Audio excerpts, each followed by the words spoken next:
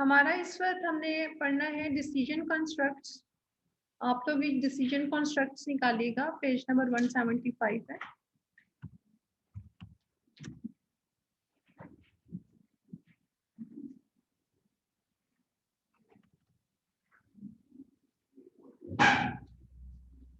Class 9 buzzing, खामोशी से काम करें। सबसे पहले मैं आपको शॉर्ट सिलेबस के हिसाब से बताऊंगी कि आपका इस चैप्टर में कौन सी चीजें हमने पढ़नी है इस दफा। सबसे पहले है overview,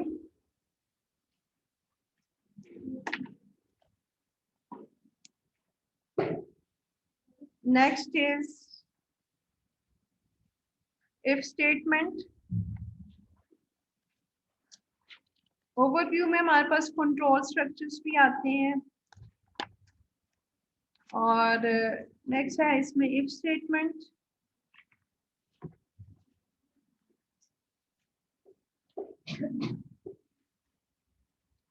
uses of logical operators,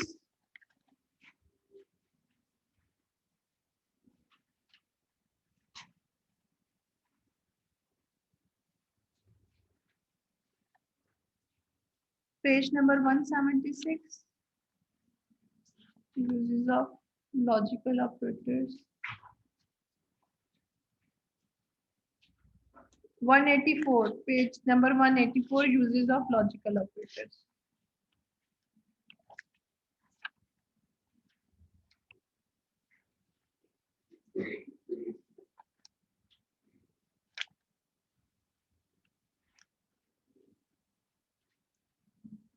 ये बिल्कुल एंड में एक टॉपिक है, आप उसको टिक कर सकती हैं। नेक्स्ट है conditional operators, that is page number 187।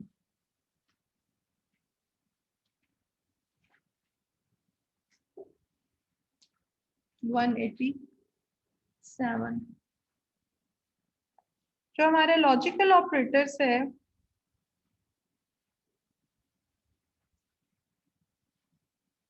वो पेज नंबर 184 टू 185 है। तो हम 184 और 185 पेज को पढ़ेंगे। इसकी अलग से उन्होंने हेडिंग नहीं दी हुई, ये इफ एल्स इफ स्टेटमेंट में ही आता है। तो ये चीजें हमारी इसमें है, और नेक्स्ट इसमें क्लास वर्क और होमवर्क है, वो मैं आपको एंड में बताऊंगी। सबसे पहले हम ओवरव्यू देखते हैं। बेटा ये लाइट ऑफ कर दें, आपको फिर मल्टीमीडिया पे नजर आएगा। ओवरव्यू में हमारे पास जो चीजें हैं उसमें अब तक जो हमने जो काम किया है, आप लोगों को ने जो अब तक प्रैक्टिकल परफॉर्म किया है, उसमें आप लोगों ने क्या किया है कि आप एक प्रोग्राम लिखती हैं और वो स्टेटमेंट बाय स्टेटमेंट एग्जीक्यूट होता है। किस तरह से एग्जीक्यूट होता है? पहले एक स्टेटमेंट, फिर दूसरी स्टेटमेंट, और फिर तीसरी स्टेटमेंट रन होती है। उसे हम कहते हैं स्टेटमेंट बाय स्टेटमेंट, वो उसकी रनिंग होती है। लेकिन कुछ चीजें, कुछ काम हमारे ऐसे होते हैं जिसमें हमें पहले स्टेप के बाद दूसरे स्टेप पे अगर जाना है, तो जैसे मैं कहती हूँ कि आपने एक बुक लेके आनी है, लेकिन वो बुक आपके पास इस वक्त नहीं है, तो आप क्या करेंगी? आप बुक को बाहर से लेके आएंगी या अपने बैग तलाश करेंगे, उसमें से लेके आएंगे। उसमें सीक्वेंस नहीं रहेगा। जैसे आप क्लास में पढ़ रही हैं, यहाँ क्लास में कहती हूँ किताब खोले और पढ़ें। एक मैं ऐसी बुक का नाम लेती हूँ जो कि लाइब्रेरी में मौजूद है, आप वहां जाएंगी लाइब्रेरी में, फिर हमारा कॉन्टिन्यूसली सीक्वेंस बनेगा।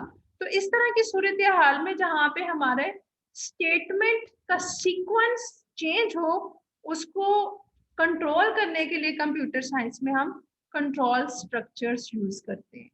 या आपके सामने कंट्रोल स्ट्रक्चर्स हमारे पास जो है, मैं मार्कर पकड़ती हूँ ताकि आप लोगों को नजर आ जाए कि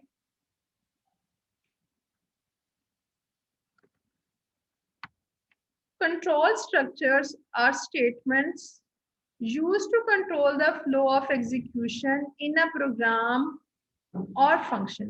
कोई भी हमारा प्रोग्राम है या कोई भी हम फंक्शन परफॉर्म कर रहे हैं, तो उसके सीक्वेंस को कंट्रोल करने के लिए, यहाँ देखिए कंट्रोल का वर्ड है, कंट्रोल करने के लिए हम लोग कंट्रोल स्ट्रक्चर्स को यूज करते हैं।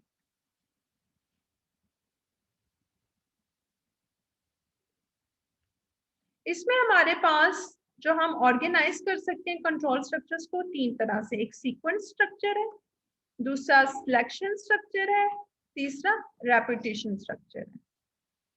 जितने भी प्रोग्राम होते हैं हमारे पास वो सिंपल या जो भी कॉम्प्लेक्स है, तो उनमें हम कंट्रोल स्ट्रक्चर्स को इम्प्लीमेंट कर सकते हैं according to the program logic कि हमारा प्रोग्राम किस तरह का है। सबसे पहले हम देखते हैं सीक्वेंस स्ट्रक्चर को। सीक्वेंस स्ट्रक्चर में हमारी जो इंस्ट्रक्शंस है वो एग्जीक्यूट होती है एक ऑर्डर में। जैसे कि अब तक आपने जो प्रोग्राम्स परफॉर्म किए, प्रैक्टिकल किया है ना आप लोगों ने, किया है कि नहीं है?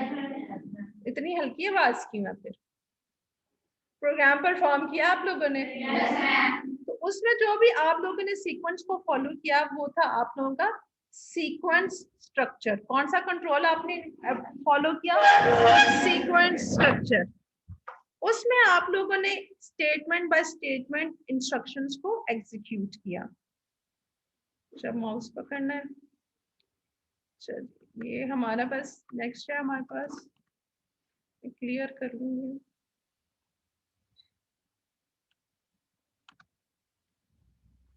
ये इसकी यहाँ पे एक एग्जाम्पल भी लिखी हुई है। ये एक प्रोग्राम जो आपके सामने आ रहा है, सिर्फ प्रोग्राम नहीं है बल्कि जो मैं आपको बता रही हूँ उसको उन्होंने पिक्टोरिकली शो किया हुआ है कि पहले स्टेटमेंट 1 एग्जीक्यूट होती है सीक्वेंस स्ट्रक्चर में, फिर स्टेटमेंट 2, इस तरह से statement 3 and so on. Next इसमें हमारे पास सिलेक्शन स्ट्रक्चर है। सिलेक्शन में हमारे पास क्या है, अंडरलाइन करती हूँ, आप भी बुक्स में अंडरलाइन कीजिएगा। A selection structure chooses which statement or block of statement is to execute।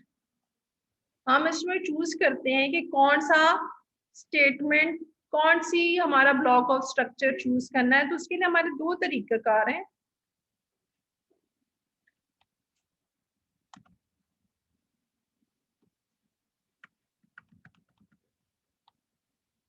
मैं क्लियर कर लूं फिर आगे बढ़ाती हूँ ताकि नई चीजों को अंडरलाइन कर सकूं।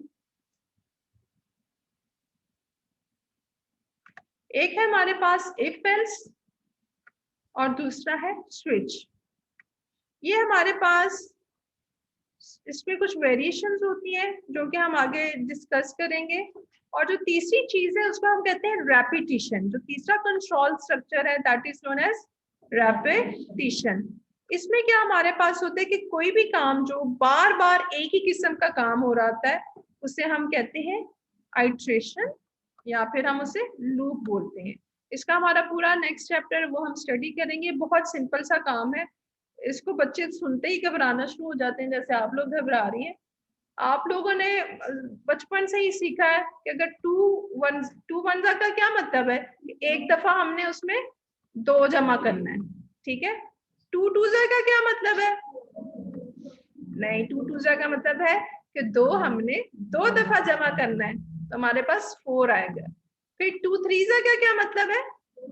2 हमने 3 दफा जमा करना है। तो इसमें आप लोग देखिए एक ही काम जो बार बार हो रहा है, लेकिन उसमें क्या फर्क पड़ा, पहले वो 1 टाइम था, next time it is 2 time, next time is 3 time. तो ये हमारा एक ही काम बार बार हो रहा है तो हम उसे लूप में कवर करेंगे। कैसे करेंगे इंशाल्लाह नेक्स्ट चैप्टर में हम देखेंगे, लेकिन इसमें घबराने वाली कोई बात नहीं। इफ एल्स जो है हमारे पास आज का हमारा टॉपिक है।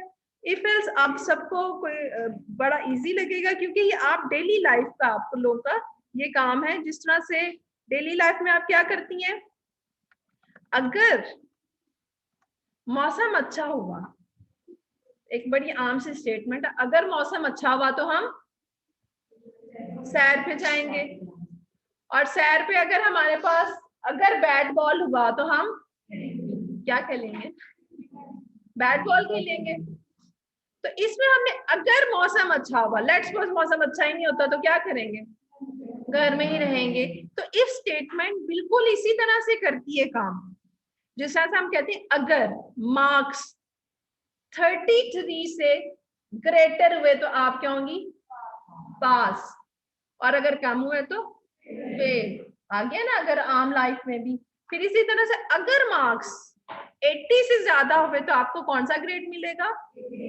तो ये सारी अगर मगर की चीजें जब हमने कंप्यूटर में करनी है, जो आम लाइफ में आप लोगों ने कभी सोचा होगा कि इसके प्रोग्राम भी बन सकता है, ये जो अगर मगर है। लेकिन ये अगर मगर को हम कंट्रोल स्ट्रक्चर्स में हमारे पास ये आते हैं। दूसरे नंबर पे आता है, पहला सीक्वेंस है, ये कौन सा हमारा कहलाएगा,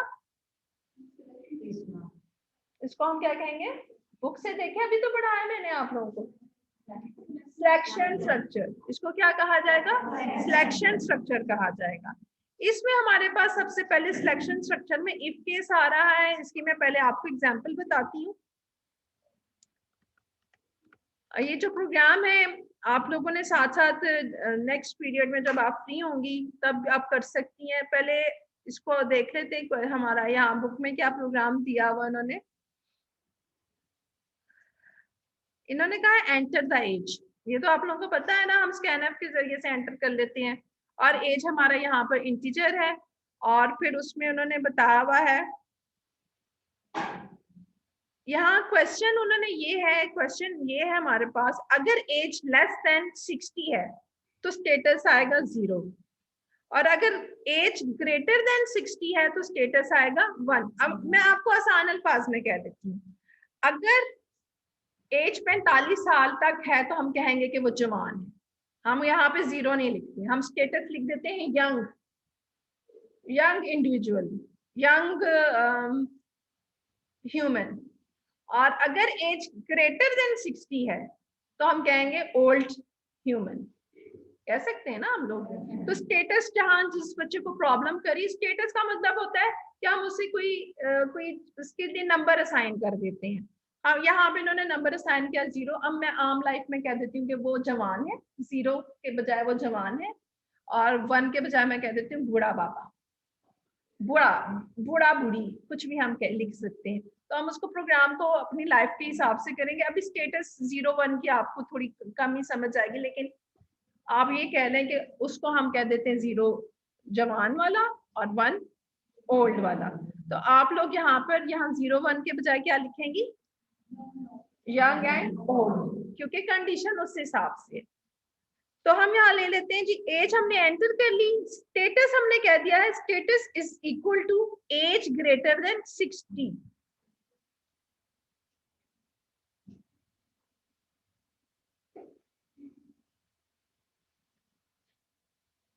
फिर है print F status is equal to percentage D comma status.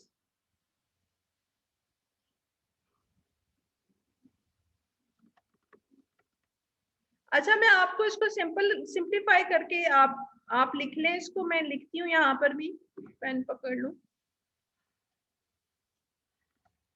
यहाँ लिखा है status is equal to age greater than 60। आप इसकी जगह लिखें if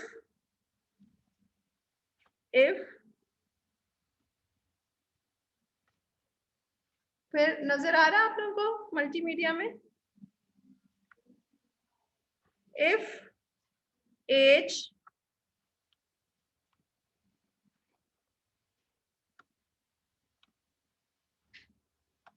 greater than 60,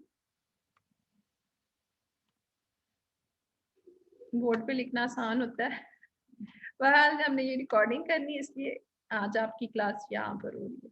if age greater than 60 तो क्या करें, प्रिंट एफ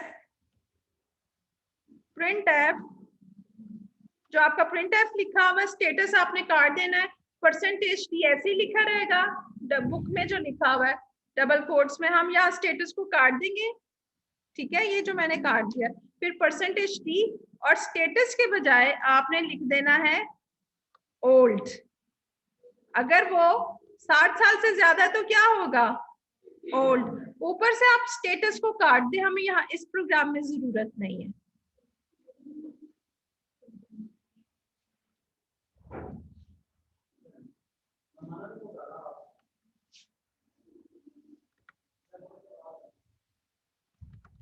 अब अब इसको लिखने का तरीका कार देखें यहाँ पर सिंपल स्टेटमेंट में। अभी मैं आपको बोर्ड पे भी लिख देती हूँ, जिनका रह गया मैं अभी आपको बोर्ड पे लिख दूंगी, लेकिन आपकी रिकॉर्डिंग में ये आ गया। ये हमारी ब्लॉक स्टेटमेंट बनती है। इसमें हमारे पास क्या है, सबसे पहले है कंडीशन एक्सप्रेशन। मैंने अभी कहा है if age is greater than 60, तो हम उसको आपको पता है फर्स्ट ईयर में भी आप स्टडी कर चुकी हैं कि आपने जो भी कंडीशन लिखनी होती, कंडीशन क्या है जिसमें हम कोई भी लॉजिकल ऑपरेटर इस्तेमाल करेंगे। अगर उम्र 60 से ज्यादा है, ये हमारी एक कंडीशन है।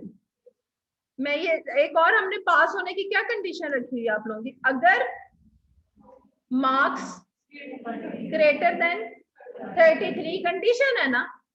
तो अगर कंडीशन को हमने, कंडीशन के दो ही जवाब होते हैं, या तो यस ट्रू या फिर फॉल्स, दो ही हमारे जवाब होते हैं, ट्रू या फॉल्स। तो उन दोनों सूरतों में हमारे हम क्या करते हैं कि अगर जो यस का आंसर होगा हम कहेंगे कि वो पास है। अगर वो नो आता है, if marks greater than 33, yes then she और ही इज पास, एल्स क्या है, ही और शी इज फेल। तो ये वाला शो करने के लिए हम यहाँ पर देखिए कंडीशन की साइडों पे आपको एक तरफ टी नजर आ रहा है, मैं आपको मेंशन भी कर देती हूँ मार्कर से, एक तरफ आपको टी नजर आ रहा है, दिस मीन्स ट्रू, और एफ मीन्स फॉल्स। और फिर जो भी आपका ट्रू की स्टेटमेंट है वो आप लिखेंगी, और अगर फॉल्स है तो फिर आप फॉल्स की स्टेटमेंट लिखेंगे। लेकिन इफ स्टेटमेंट में सिर्फ ट्रू की स्टेटमेंट लिखी जाएगी, इफ स्टेटमेंट में सिर्फ ट्रू की स्टेटमेंट लिखी जाएगी। फॉल्स की स्टेटमेंट कब लिखी जाएगी वो भी मैं आपको बता देती हूँ, आपकी शॉर्ट सिलेबस में नहीं है, लेकिन चूंकि आप पढ़ रही हैं तो मैं आपको वो भी बता देती हूँ, क्योंकि एक लाइन पढ़ाने से कोई फर्क नहीं पड़ेगा, आपको थोड़ा आ ही जाएगा। यहाँ पर देखिए अगर फॉल्स है तो ये देखिए यहाँ पर एल्स का लिखा हुआ क्वेश्चन, एल्स का ब्लॉक बन जाएगा। अगर ट्रू है तो आप कहेंगी जो ट्रू की चीज है ब्रैकेट्स के अंदर आपने लिख देना है प्रिंट एफ के जरिए से, और एल्स में आपने ब्रैकेट्स के अंदर लिख देना है एल्स की स्टेटमेंट। लेकिन एक और चीज आप याद रखिएगा, अगर एक ही स्टेटमेंट है तो हमें ब्लॉक में लिखने की ये ब्रैकेट्स में लिखने की जरूरत नहीं है। जैसे if marks are greater than 33 तो हमने लिख दिया पास, शी इज पास, एक ही स्टेटमेंट है तो इसको हम ब्रैकेट में डाल के नहीं लिखेंगे, जरूरत नहीं। अगर साथ में she is pass and now where she get the admission, उसके लिए आपने कोई नेक्स्ट और आगे कंडीशन लिखी हुई है तो फिर आपको ब्लॉक बनाना पड़ेगा। नेक्स्ट इसमें देखिएगा, ये इसका है हमारे पास फ्लो चार्ट इफ एल्स का। ऊपर आपने देखा होगा ट्रू के साथ ये स्टेटमेंट नहीं लिखी हुई, सॉरी फॉल्स के साथ नहीं लिखी हुई, यहाँ पर फॉल्स के साथ लिखी हुई है। इफ सिर्फ इफ में ट्रू की स्टेटमेंट लिखी हुई है ऊपर जो पेज गुजर गया है, और इफ एल्स में फॉल्स की भी स्टेटमेंट आप लिखेंगी। देखिए दोनों तरफ लिखी हुई है ना। नेक्स्ट हमारे पास इसमें आप मजीद चलें, माउस को क्लिक कर लूं,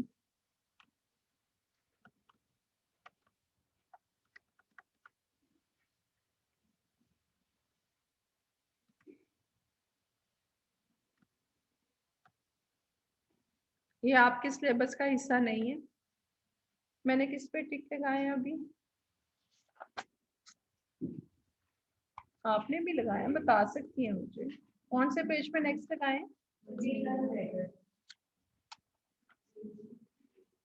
180। हाँ जी, यूज ऑफ लॉजिकल ऑपरेटर्स। अच्छा मेरे ख्याल आज के लिए इतना काफी है, अभी हम इसका प्रैक्टिकल परफॉर्म करते हैं, और मैं आपके बोर्ड पे भी लिखती हूँ इसकी मैं रिकॉर्डिंग, स्टॉप कर लेते हैं।